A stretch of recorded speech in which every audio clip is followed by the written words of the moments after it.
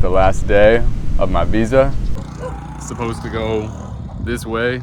No motorbikes can go this way. So I have to turn around and go a different way.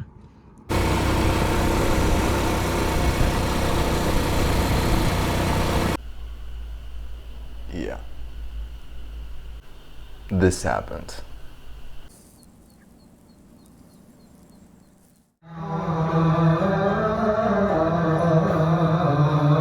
What's up, everybody? I'm out here at Namo Beach, Namo in Da Nang City. I'll show you what I'm looking at here.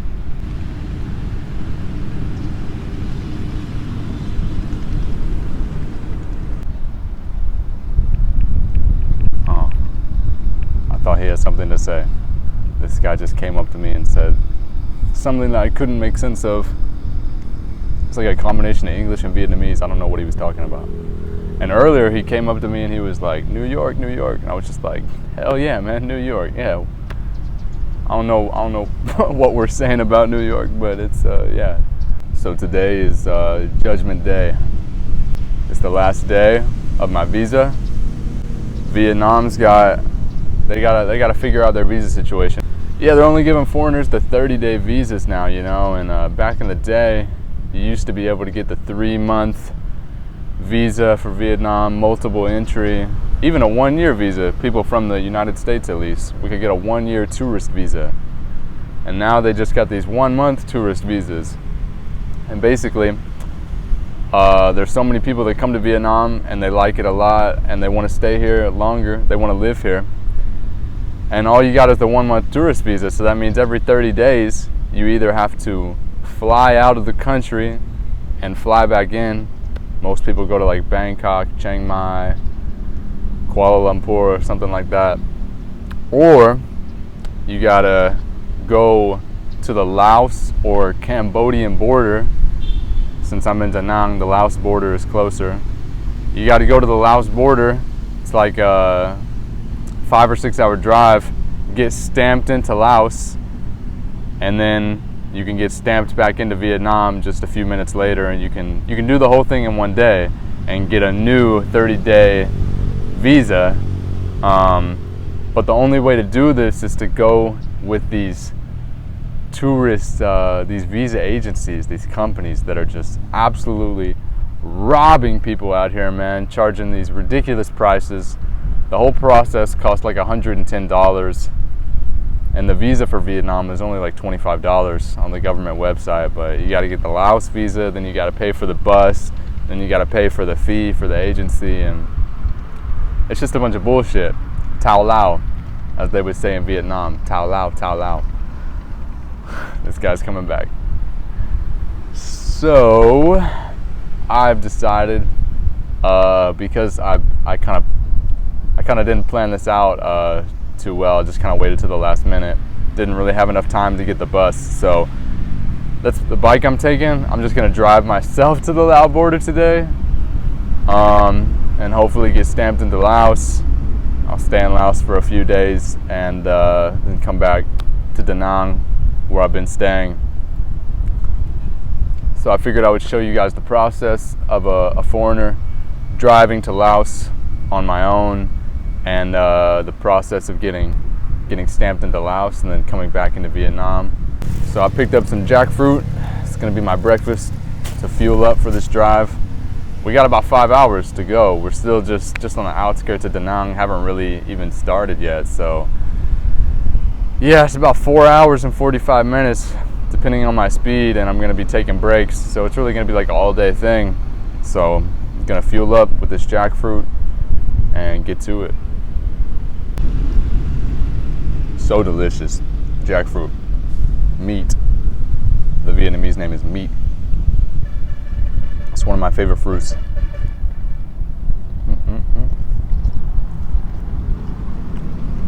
So good. All right, so I'll introduce you to the bike. This is her.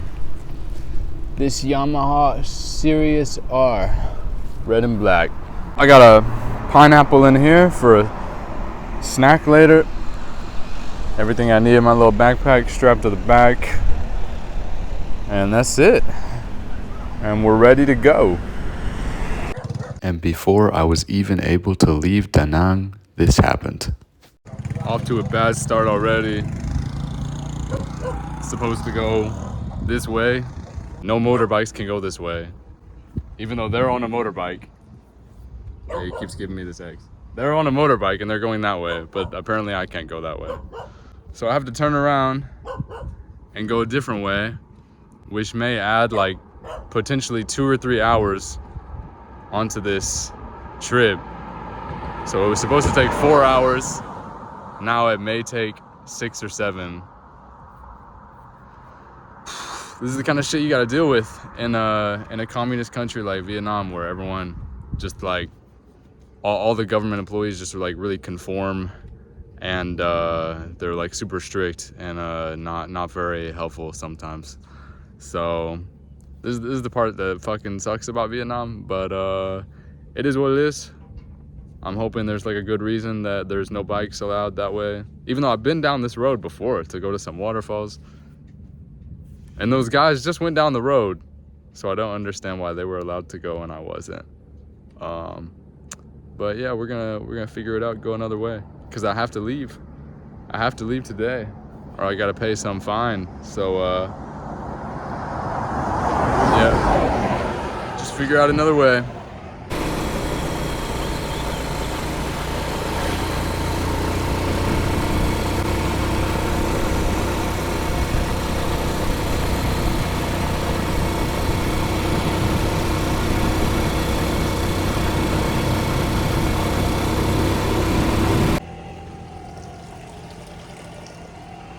So I listened to this clip of this podcast yesterday with Joe Rogan and this guy named Naval Ravikant, I think his name was.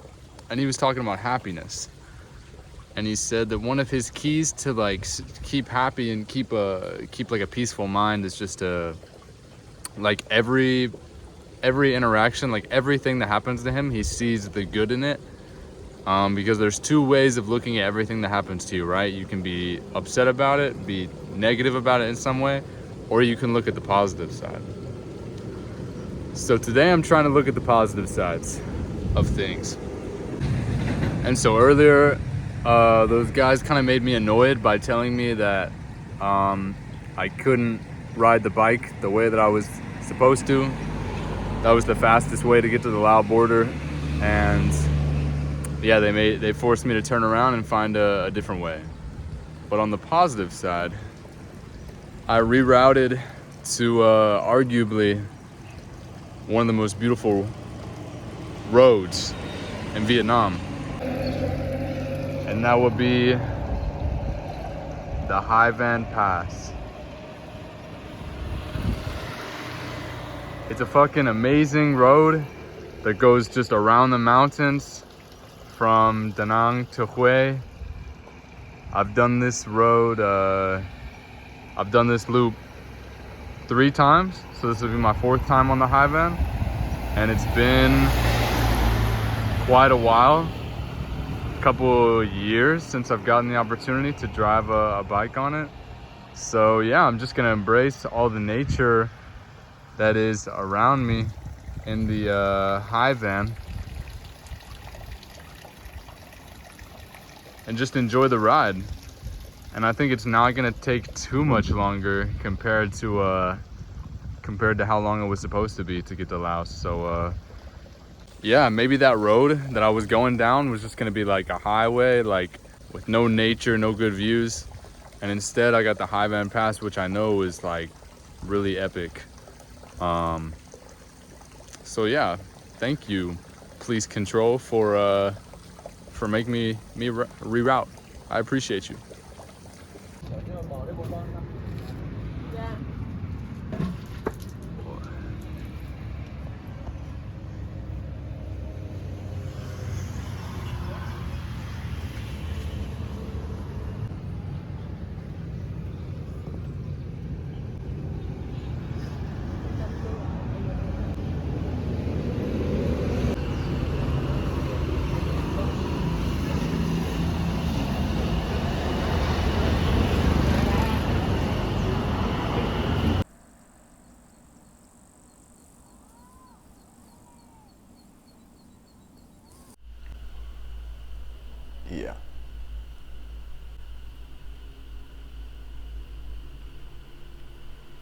Yeah.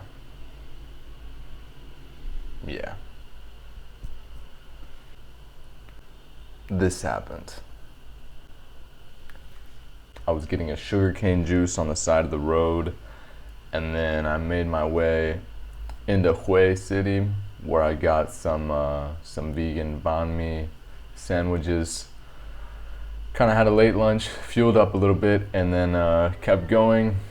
I realized that the sun was going to go down within a few hours, and I only had a few hours to get to the border, and I didn't really want to drive in the dark. So I just kept going. And then I'm kind of on this road where there's these beautiful rice fields on either side of me, and I kind of slowed down to just take it in and breathe and observe the nature around me. And I realized I was low on gas, so I see a petrol station right up in front of me on the right. So I'm turning into this petrol station, and the road kind of stops being a road at the entrance. It's not like, it's just gravel and a bunch of rocks, so it's like really slippery. So I'm turning right to go into this petrol station, and just like that, like before I even know what happened, like my wheels just do something weird, and they kind of freeze up or go in different directions or something. My bike is like going quickly towards the ground, and I don't know if I just got lucky and just like fell on my side, or if my reflexes, because I mean generally like when I'm falling down, like I catch myself with the left or the right, I to prevent myself hitting my head or my body, I usually catch myself like with my shoulder, just as a habit. So I did that. When I came down, basically my right arm and right leg just like took all of the fall onto the ground, and it was a pretty hard fall, like so yeah, fell down. I see, and then I just kind of opened my eyes, and there's just kind of like this like dust everywhere. It's like I can't even see what's happening, and I'm like, did that just happen? Like that was crazy. And my right hand is all bloody, my right ankle is all bloody, and I'm kind of moving my body slowly, like to make sure that I don't have any broken bones or anything, twisting things slowly. And immediately I just kind of felt, like shit. But at the same time, I kind of did this and thought, I am grateful that this accident wasn't worse, and that I didn't hit my head, or I didn't, something more serious. So there's a couple people driving by, and this one Vietnamese guy pulls up to me, and he sees I got some blood, and he's kind of like, ugh. I'm just like, it's okay, không sao, no big deal. And he takes a cigarette and a lighter, and I'm thinking he's either gonna try and burn my wounds, or he's gonna like offer me a smoke to like de-stress myself or something. And I'm just like, no man, I don't smoke. And he's just like, he ignores me, opens up the cigarette, takes my hand, and starts putting like tobacco on my wounds. And I haven't looked into that. I don't know if that's like a common thing when like you don't have a bandage around, you just put tobacco on the wound to like keep it from getting infected, or if the tobacco is like some, I don't know how to explain, like you put it in there and you like feel some kind of like relaxation from it or something. I don't know. But anyway, this dude put a little bit of tobacco on my hand, and then I think I showed him a Google Translate message like, I'm trying to go somewhere and wash my body and put some bandages on. He's like, follow me. And I just wanted to walk. Like I didn't feel like getting back on the bike after that. I was just, and he told me like, it's only 1 kilometer, so I got my hand bleeding and stuff, and I get on the bike, and I follow him, and he was right. We just go up the road 2 minutes, and he takes me to a pharmacy. And it's just this little tiny town of like whatever, like 100 people that they all know each other, like outside of Hue, just kind of in the middle of nowhere. And everyone's just looking at me. They're just staring at me like, oh shit. And everyone's just talking about me and coming up to me. And anyway, this guy that was working at this little Vietnamese pharmacy, he comes out and he helps me wash all the wounds. The worst one you can't see, or I'll say the deepest cut I have is it's on my ankle here. I'm not gonna show it, but it's the deepest cut. Might take the longest to heal. We'll see. So this guy comes out and he's like washing everything with water, and then puts a little bit of alcohol and some cotton. And he's like cleaning everything, and he wraps me up in some bandages. And I basically just hung out with this guy for like a few hours. I didn't know what to do, you know. I'm still supposed to go, my visa was expiring, right? Now it's the next day, so I'm technically like overstaying my visa in Vietnam because my visa was expired yesterday. I was trying to figure out how to go to the Laos border without driving my bike, like if I could call a taxi. And this guy was just doing everything for me. He kept giving me this drink, Pocari Sweat, which I don't usually drink, but I have one. I have a free one now. It's just like Gatorade, or it's like a sports drink. He kept giving me all these drinks, kept asking me like, "Are you okay? Are you okay?" He helped me make some instant noodles for dinner. And we were just talking through Google Translate for like some hours. Just he was asking me about what am I doing in Vietnam, and asking me about my life, and I was asking him about his life. And yeah, just a super kind gentleman. And so I ended up eventually, after some hours, coming back to Hue City. It's just like a 20-minute drive. In the evening, I drove super slowly, you know, because I'm still a little bit like shaky after falling down. And yeah, so I came back here. I stayed in this hotel, and now I'm going to leave my bike at a friend's house and take a bus to the Laos border in about 2 hours. And yeah, is what it is. You know, everything happens for a reason. So I was trying to find meaning out of why this little accident happened, you know. But it's okay. No need to find meaning in everything. Just let it come and let it go. So yeah, I'm super grateful that I didn't, you know, get in an accident with a truck or a car or another motorbike, or I didn't, you know, it was just me.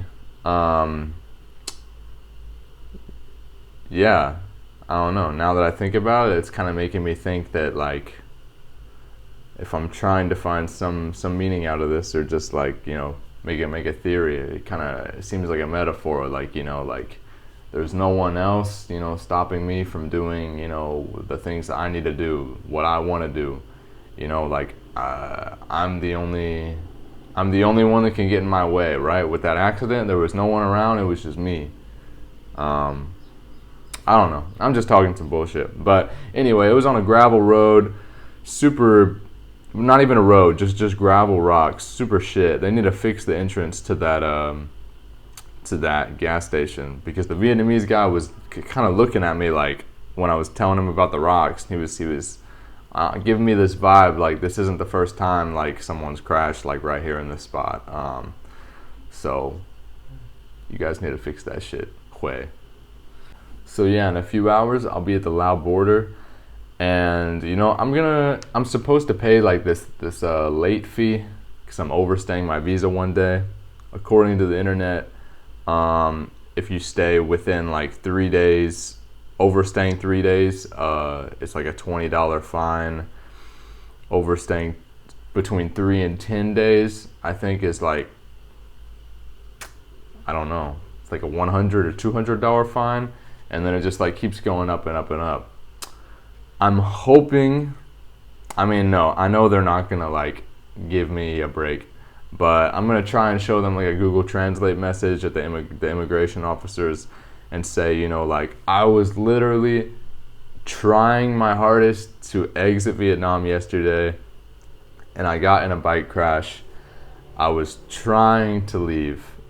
I'll see if they believe me, and if they want to let it slide and make me not pay.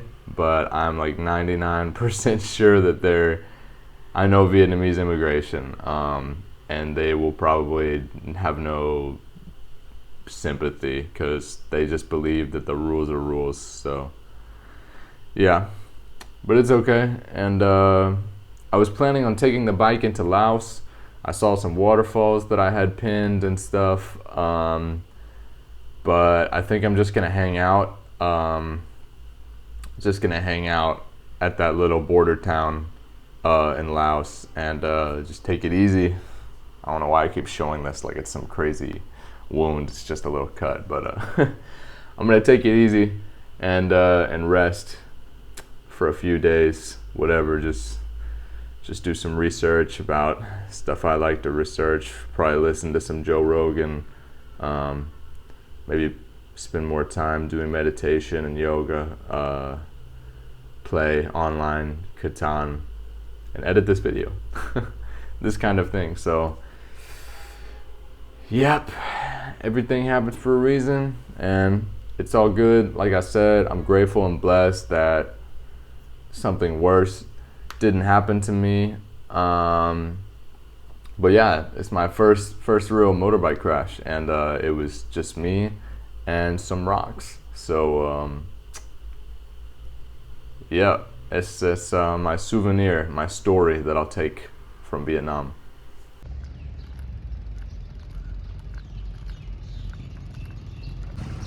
So, a lot of crazy shit happened today that I didn't really talk about. I wish I had a GoPro or something. I don't really like filming on my phone like out and about that much. But anyway, I'm about to enter Laos. I'm in between, like, that's the Laos border behind me, and then that's the Vietnam border behind me. So now I'm just like in the middle, in like this no man's land, and they got these little bushes around. Sun is setting there, and I'm about to go into Laos for the first time. Let's go, Laos.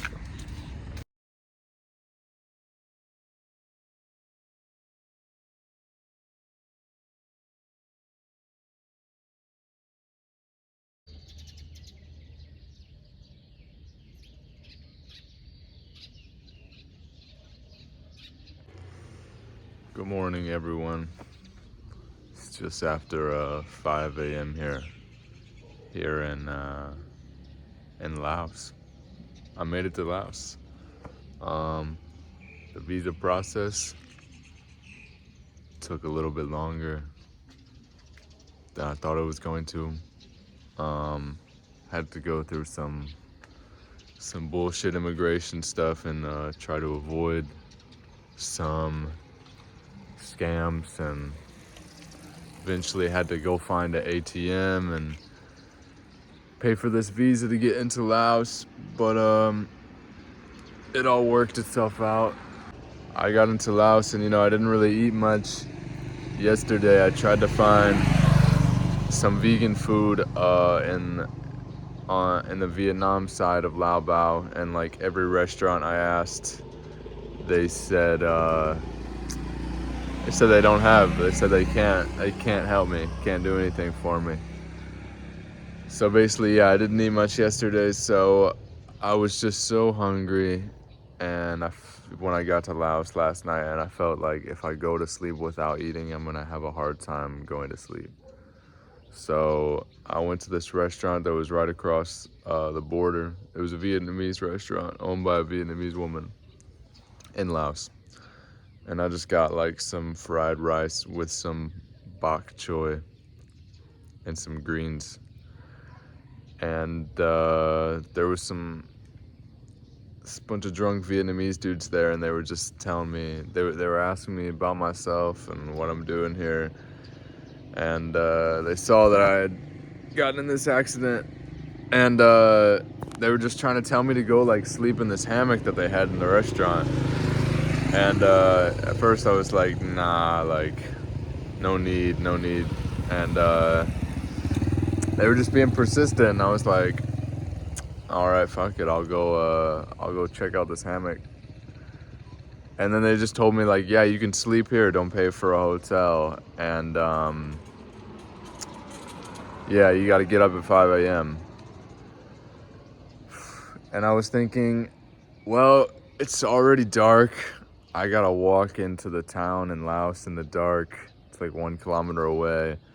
And by the time I get there, it would have been like 9 or 10 p.m. Not even sure if the hotels would be open and accepting guests or something. So I was just like, all right, this might be the safe bet. So I ended up staying at that restaurant. Didn't get the greatest sleep in that hammock, I'll tell you that. And didn't have a blanket or a pillow or anything. So it was a cold sleep. But I woke up to some Vietnamese music blasting on a speaker, and they were all cooking and preparing the restaurant. So I went ahead and got out of their way, and now I'm here on the road to what's this place called?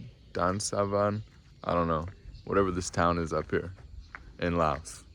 So at the end of the day, made it to Laos. Probably gonna stay here for a few days. These are all like trucks. I think they're all like waiting for the border to open so they can get into Vietnam. And they're all eating up there, all the drivers. Anyway, I guess I'm gonna hang out here for a few days and just chill out. And then go back to Vietnam, I guess, because I have a bunch of stuff there, and I got some things to figure out. So, yep, that's pretty much the journey. Maybe there's some things to be learned, some things to be taken away. Always things to be learned, always things to be taken away. What am I saying? But yeah, I hope maybe this was helpful for someone, somehow. Boy, it smells terrible out here. And yeah, thanks for watching.